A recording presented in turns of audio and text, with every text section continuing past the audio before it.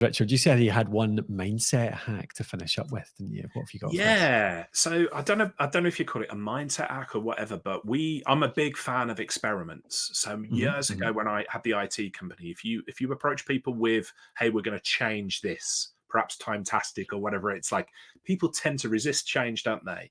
So the mindset that I wanted to share was to do with experiments. And I'll share a specific experiment that we started and has become a huge success. But experiments are great because instead of like, oh, we're going to change this, you say we're going to experiment with doing this.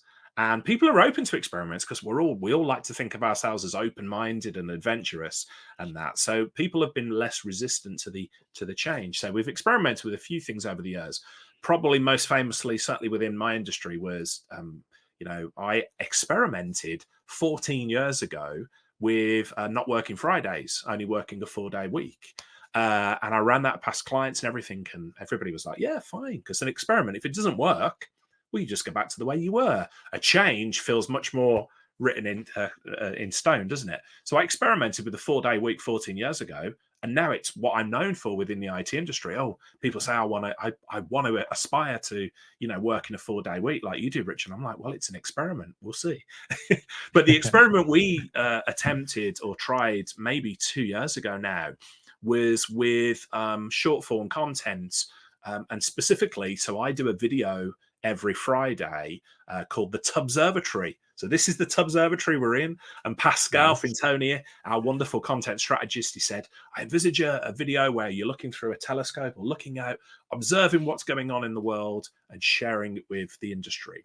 So the Tubservatory video we started a couple of years ago, and it's literally like 5 not dissimilar to this format, but very short form, maybe 2 minutes or so, 5 different tools or pieces of news or strategies or opinions, whatever it might be, from around the IT industry.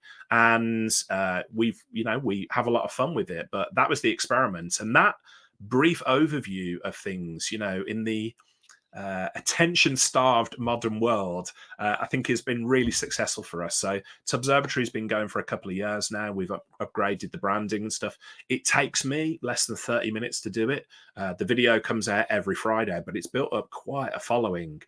So hopefully that makes sense. But you've got 2 there. You've got the mindset of an experiment rather than change, and an example of a couple of the different experiments that I've done. But I wanted to link that last one into a content experiment that's worked really well for us.